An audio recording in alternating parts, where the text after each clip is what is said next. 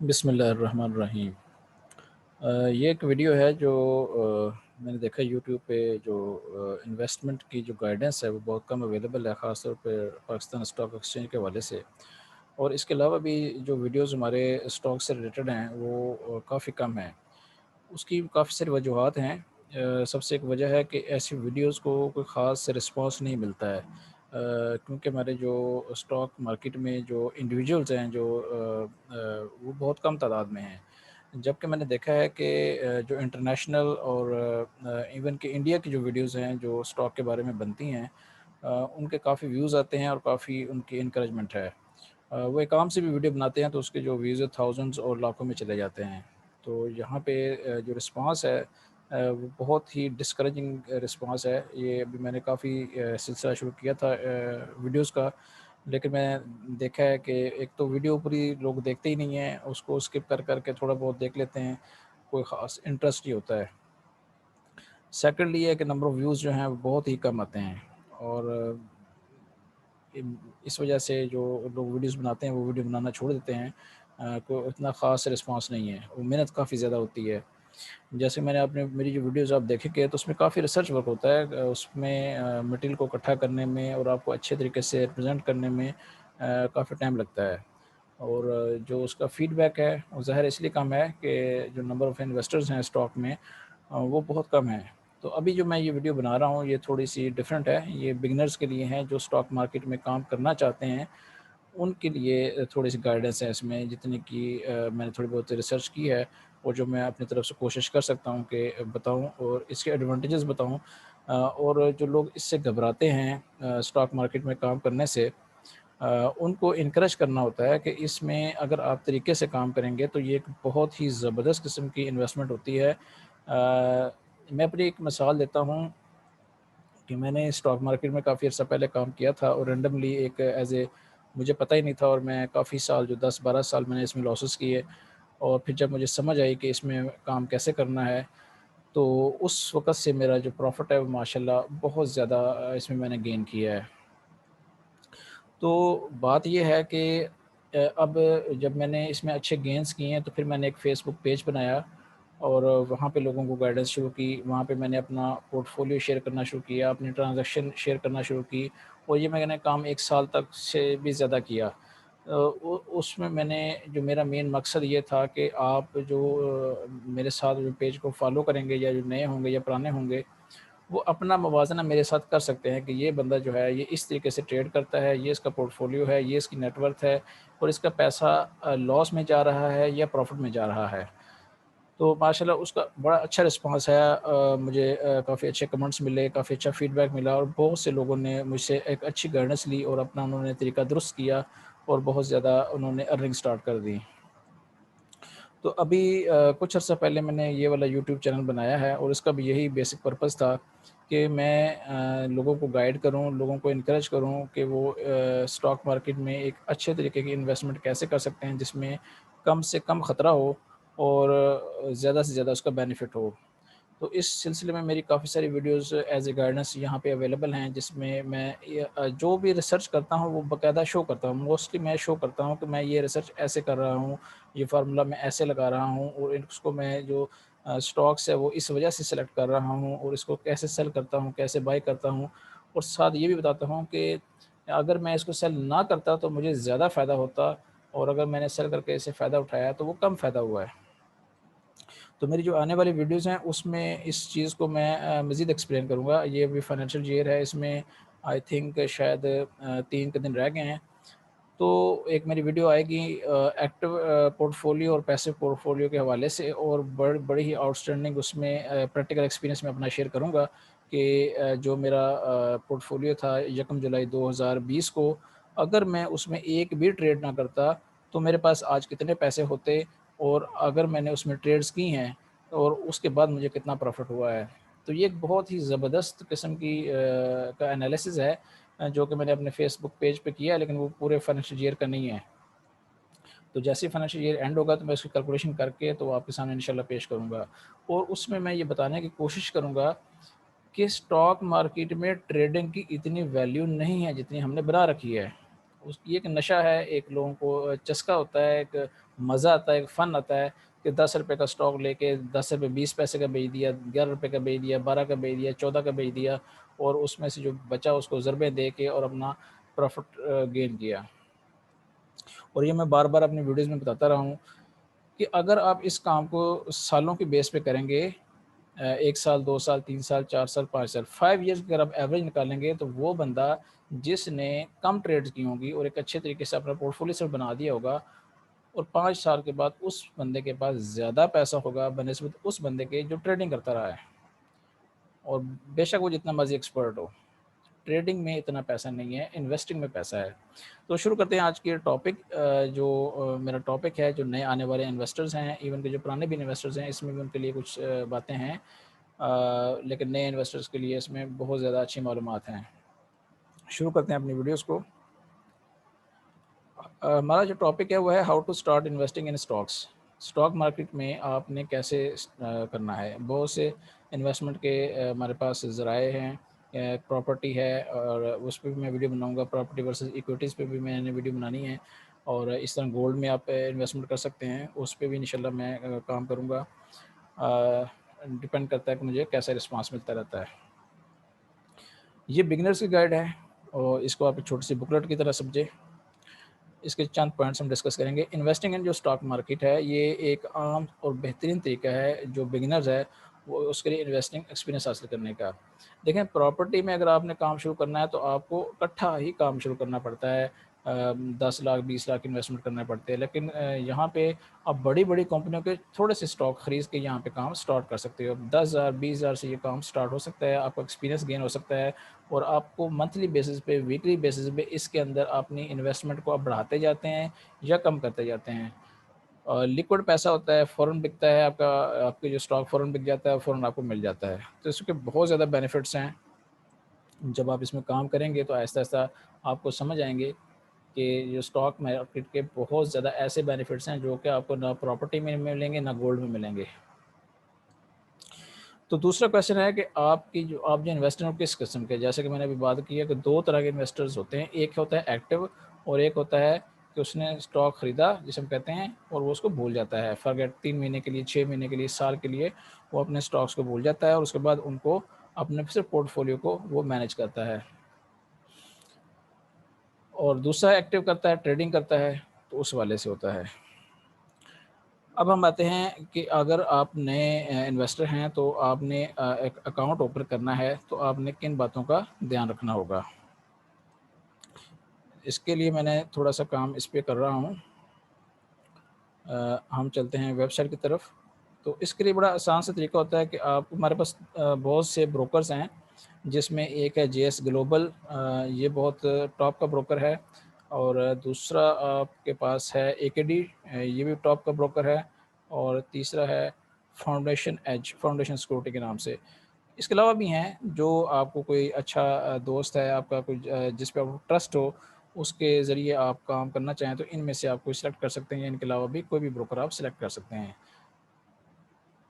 JS global के में अगर आपने अकाउंट खोलना है तो किसी में आप उसकी वेबसाइट पे चले जाएँ, आपको कंप्लीट इन्फॉर्मेशन दी जाती है। वहाँ पे उनके कॉन्टैक्ट नंबर होते हैं, एड्रेसेस होते हैं और जैसे आप उनको कॉल करेंगे तो ये ब्रोकरेज हाउस की ख्वाहिश होती है कि उसके जो पास जो क्लाइंट्स हैं वो मैक्सिमम हों, तो वो आपकी रहनुमाई करते हैं और आपको ईज़िली अकाउंट ओपन करके दे देते हैं।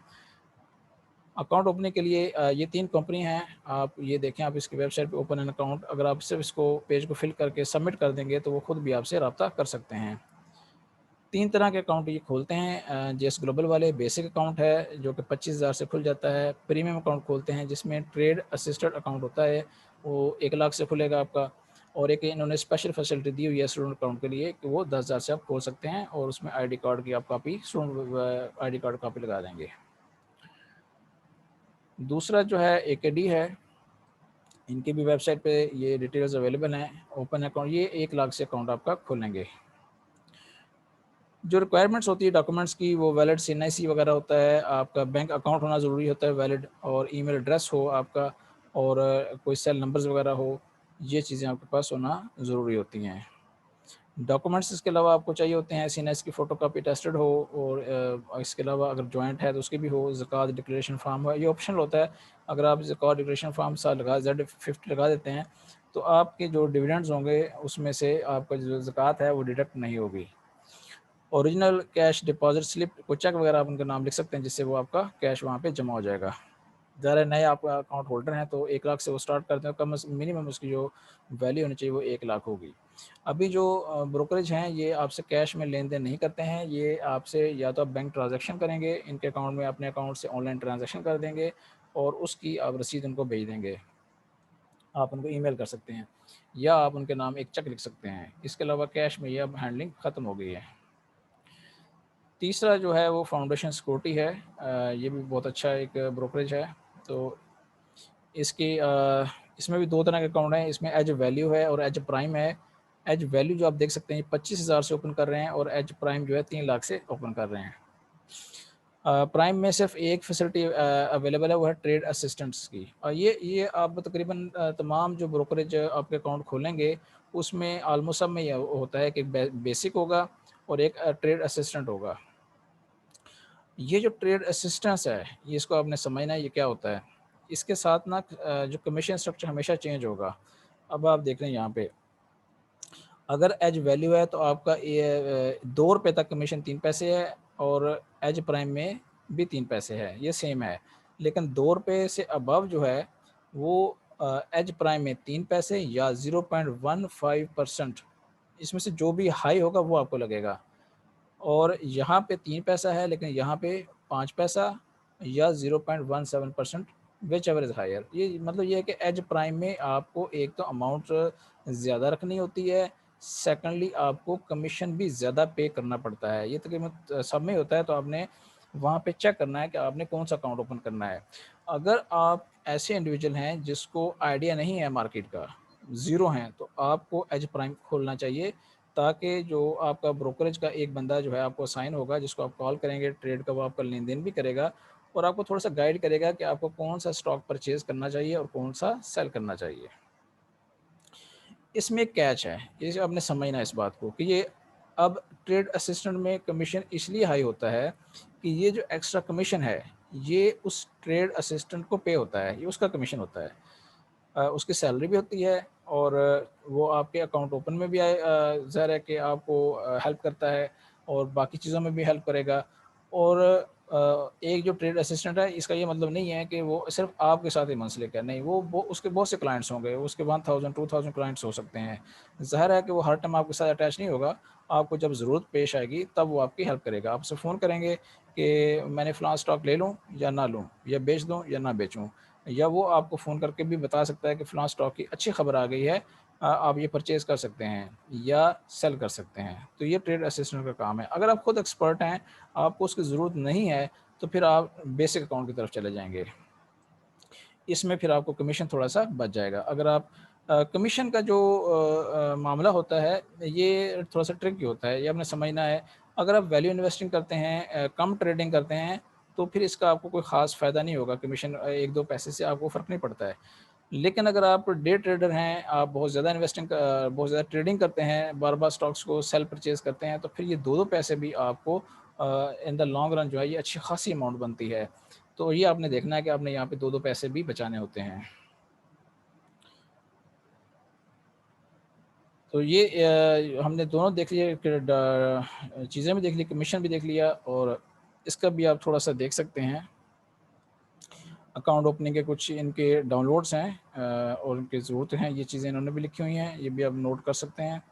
Account opening requirements, JS global ने अपने साथ ये फर्स्ट पेज पे, जैसा कि मैंने अभी बताया था, यहाँ पे इन्होंने ये सारे डाउनलोड्स दिए हुए हैं।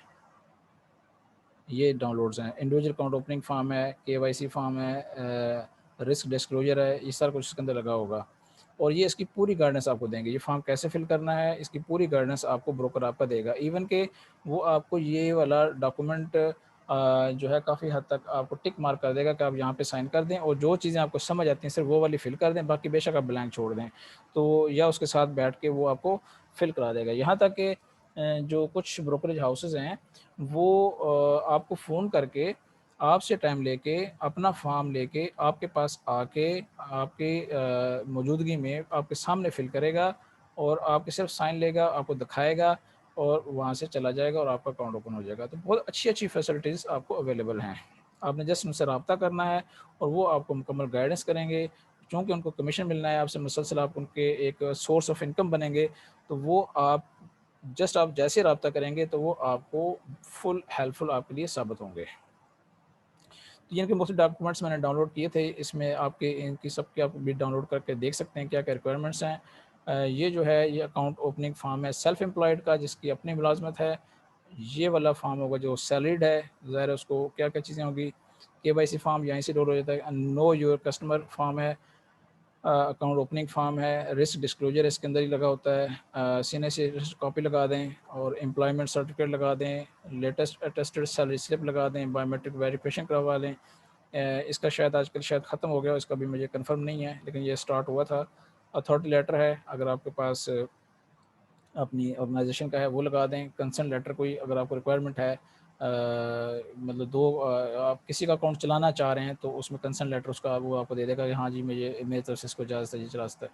कमीशन शीट जो स्लैब रेट है वो भी इसके अंदर शामिल होगा, वो आप लगा सकते हैं। और इस तरह की हैं एविडेंस, वो मेलिंग एड्रेस वगैरह, कोई आप गैस का बिल, बिजली का बिल दे दें तो वो आपका एविडेंस मेलिंग एड्रेस बन जाएगा। ये पूरा एक फ़ॉर्म होगा जो आपने फ़िल करना होगा, जिसे हम कहते हैं, इस तरह सब ब्रोकरेज हाउस का बड़ा सा फ़ॉर्म होता है, एक किताबचा होता है छोटा-सा, जिसमें आपने ये चीज़ें फ़िल करनी होती है, अपना नाम वगैरह लिखेंगे, एड्रेस लिखेंगे और चीज़ें आपने ये सारी फ़िल करेंगे। साथ-साथ उनके शराइत और ज़वाबित साथ-साथ लिखे होंगे, वो आपने देख लेने हैं। इसी तरह ये जेएस ग्लोबल का जो है कमीशन चार्ट है अवेलेबल है, यानी कि अपनी वेबसाइट पे है। आप देख सकते हैं कि ये 1 पैसा से 0.001 से लेकर ₹20 तक, ये यानी ये सॉरी ये तो है रोल ओवर वगैरह वीकली बेसिस पे है, जो इनके पर लेवरेज वगैरह पे शायद काम करते हैं, उनके चार्जेज़ हैं। सिंपल चार्ज इनके ये हैं 3 पैसा पर शेयर और या 0.5%, और बेसिक जो अकाउंट इनका 25,000 का है और स्टूडेंट अकाउंट इनका 10,000 का है। तो नीचे वो सारी डिटेल इनकी लिखी हुई हैं, तो ये आप इनकी वेबसाइट पे जाके ये सारी चीज़ें आराम से सर्च कर सकते हैं। तो 3 मैंने बेसिक ब्रोकरेज हाउसेज़ आपसे डिस्कस किए हैं। जेएस ग्लोबल अच्छा ब्रोकरेज हाउस है, एकेडी अच्छा ब्रोकरेज हाउस है और फाउंडेशन सिक्योरिटी अच्छा ब्रोकरेज हाउस है। इनमें से सिलेक्शन में आप एक बात का ख़्याल रखें कि आप इनके क्लाइंट से लाज़मी बात करें। आप अगर इनके हाउस में जाने से पहले, आजकल बहुत से व्हाट्सएप ग्रुप हैं, फेसबुक पेज ग्रुप हैं, तो उनमें से आप ये क्वेश्चन डाल सकते हैं कि यार कोई अगर एकेडी का कोई काम कर रहा है, जो क्लाइंट हो उसका, उसको आप थोड़ा-सा पूछें यार ये कैसा ये आपके तो इनके सॉफ्टवेयर में कोई मसला नहीं आता है, इनके असिस्टेंट में कोई मसला नहीं आता है, कोई प्रॉब्लम तो नहीं है, कोई मसला मसाइल तो नहीं करते, कोई बात सुनते हैं आपकी, नहीं सुनते हैं, वगैरह-वगैरह आप इनसे पूछ सकते हैं। अब हम चलते हैं दोबारा अपने जो मैंने वर्क किया हुआ थोड़ा-सा उसकी तरफ, कि किन चीज़ों का आपने ख़्याल रखना है। तो नेक्स्ट जो हमारा इसमें आएगा,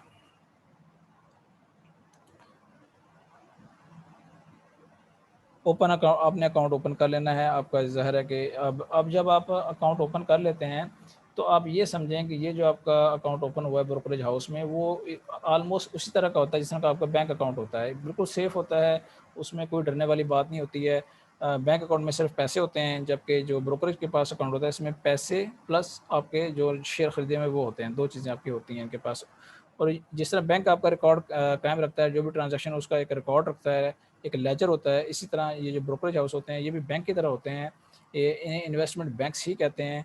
ये भी सारा कुछ मेंटेन करते हैं आपका। आपके लेजर्स होते हैं, आपकी ट्रेडिंग मेंटेन करते हैं, आपने क्या सेल किया, कब बाय किया, आपको प्रॉफ़िट हुआ, लॉस हुआ, और डेली का आपकी क्या स्टेट रही, वो आपको ईमेल कर देते हैं कि आज आपकी डेली स्टेट ये रही है। मेरा जो अकाउंट है वो फर्स्ट नेशनल इक्विटीज़ में अकाउंट है, और वो मुझे डेली अपडेट करते रहते हैं। उनका एक बैक ऑफिस रिपोर्ट्स होती हैं, जहाँ से मैं अपने लेजर भी देख सकता हूँ, अपने उस दिन के ट्रांज़ैक्शन भी देख सकता हूँ, और उनके कमीशन स्लैब्स भी देख सकता हूँ, कितना कमीशन लगा, क्या-क्या उसमें चार्जेज़ लगे, ये चीज़ें मैं चेक कर सकता हूँ। इस तरह आई होप के जो तमाम जो ब्रोकरेज हाउसेज़ हैं, वो at the end of the day आपको एक कंप्लीट आपकी पिक्चर आपके सामने रखते हैं, जिसको आप देख सकते हैं कि हाँ, मैंने ये आज ट्रेड किया था, और ये मेरी आज की जो है नेट वर्थ है। इस तरह इनके एसएमएस सर्विस होती है। जैसे ही आप कोई शेयर परचेज़ करते हैं, सेल करते हैं, तो आपको आपके मोबाइल पे जो आपने नंबर दिया होता है, उस पे भी एक मैसेज आ जाता है कि आपने ये शेयर खरीद लिया है या आपने ये शेयर बेच दिया है। तो इससे थोड़ी-सी ऑथेंटिसिटी हो जाती है, आपको कन्फर्म हो जाता है कि मेरा ये स्टॉक जो है वो बिक गया है या मुझे मिल गया है। और एट द एंड जो है ईमेल भी आ जाती है, उसमें भी वो कन्फर्मेशन फर्दर हो जाती है। कमीशन एंड फीस मैंने आपको चेक करवा दी हैं, वो आप इनकी वेबसाइट पे दोबारा देख सकते हैं। अब कमीशन फ़ीस में आपने जो मैंने ये वही चीज़ें लिखी हुई हैं यहाँ पे कि जो ब्रोकरेज है वो चार्ज करता है कमीशन आपके जब भी आप स्टॉक को ट्रेड करते हैं, सेल करते हैं या बाय करते हैं। और उसका आजकल जो चार्जेज़ हैं वो यही हैं, 3 पैसा ऑलमोस्ट चार्जेज़ होते हैं पर ट्रेड या 0.15% चार्ज होते हैं।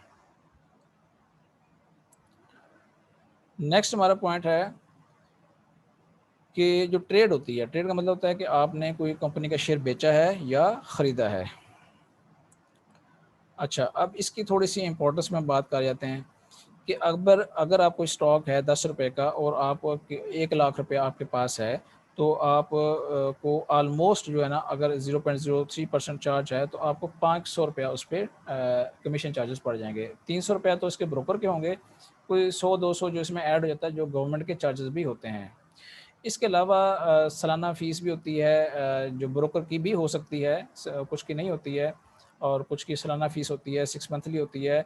इसके अलावा जो सीडीसी है इसकी सालाना मंथली कोई फ़ीस होती हैं। इस तरह जो कैपिटल गेन वाले हैं ये भी अपने फ़ीस काटते रहते हैं। तो इसमें छोटी-छोटी फ़ीसेज़ आपकी कटती रहेंगी।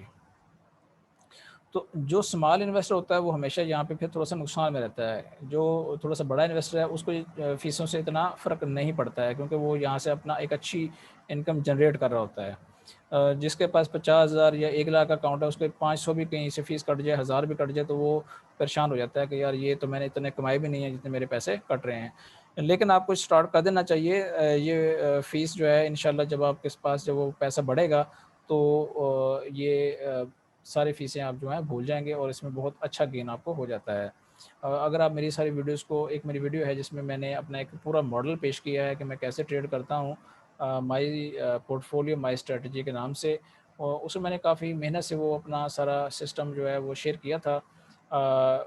हालाँकि लोग इस तरह की चीज़ें शेयर नहीं करते हैं जो मैंने वहाँ पे शेयर किया है। ये जो चीज़ें लोग छुपाते हैं और इसके पैसे लेते हैं कि ये चीज़ें बताने वाली नहीं होती हैं, इसके तो हम चार्ज करते हैं। पोर्टफोलियो मैनेज कैसे करना है, उसमें ट्रेडिंग कैसे करनी है, स्टॉक्स को सिलेक्ट कैसे करना है और एक्टिव पोर्टफोलियो क्या होता है, पैसिव पोर्टफोलियो क्या होता है, अपना ज़ाती चीज़ें लोग नहीं शेयर करते हैं। तो मैंने जैसा कि बताया है कि मैं अपनी जो व्हाट्सएप ग्रुप है वहाँ पे भी अपने इससे पहले फेसबुक पेज पे भी ये चीज़ें ओपनली शो करता हूँ। कोई इसमें मुझे वो फ़िक्र नहीं होती है कि मैं लोग मेरे बारे में क्या सोचेंगे, मैं चीज़ें अपनी शेयर करता हूँ। और जो अच्छे चीज़ें हैं इसमें मेरी स्टडी अभी भी जारी है और मैं अपने आप को मज़ीद रिफ़ाइन कर रहा हूँ कि इसमें जो भी अच्छी बातें मुझे मिलें इन्वेस्टिंग के लिहाज़ से वो मैं सीखूँ।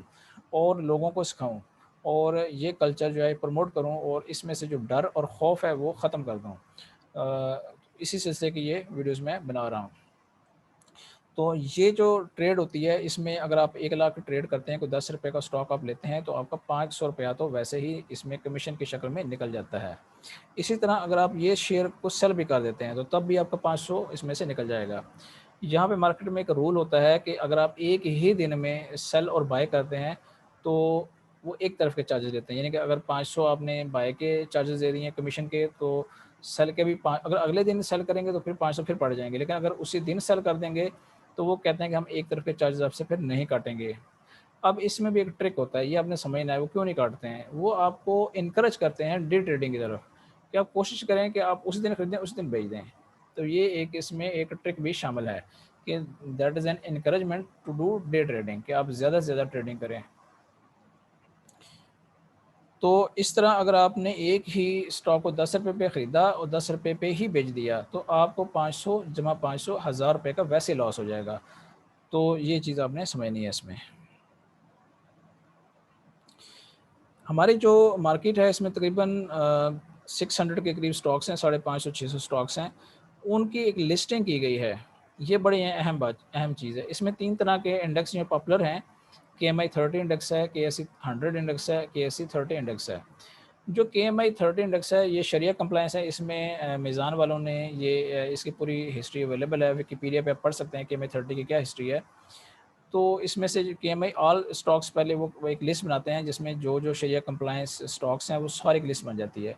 उसमें फिर उनकी नंबरिंग होती है 1 2 3 4 5। जो टॉप 30 में नंबर आते हैं उनके क्राइटेरिया की क्लास से जो टॉप 30 पे आते हैं उसको वो इसमें शामिल कर देते हैं, और इसको हर 6 मंथली वो इसको एवेल्यूएट करते हैं। इसमें से 4-5 स्टॉक्स निकल जाते हैं, 4-5 स्टॉक्स ऐड हो जाते हैं। KSE 100 इंडेक्स इसका भी ये मैं थोड़ा सा साफ बताता जाऊँ। KMI 30 इंडेक्स जो होता है इसमें 30 मोस्ट लिक्विड शरिया कंप्लायंट कंपनीज होती हैं। तो इनका एक क्राइटेरिया होता है जिसकी वजह से वो इनको सेलेक्ट करते हैं।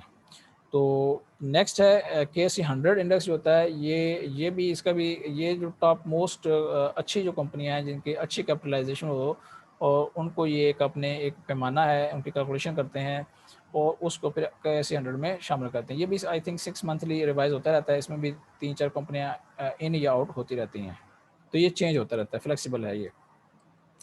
इस तरीके से KSE 30 इंडेक्स है जिसमें टॉप 30 मोस्ट लिक्विड कंपनीज को ये लिस्ट करते हैं। तो इसका बेसिक मेथड भी फ्री फ्लोट मेथडोलॉजी होता है।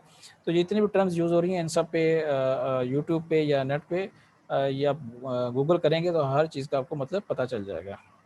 तो 3 तरह के अब ये स्टॉक्स हैं। स्टॉक्स तो ये सारे हो सकता है कि एक स्टॉक इन तीनों में हो, तीनों में ना हो, या 2 में हो, ये नहीं कि वो डिपेंड करता है। तो ये हैं वही 550-600 स्टॉक्स, उनके इंडेक्स बना दिए, 30 इसमें रख दिए, 100 इसमें रख दिए और 30 उसमें रख दिए।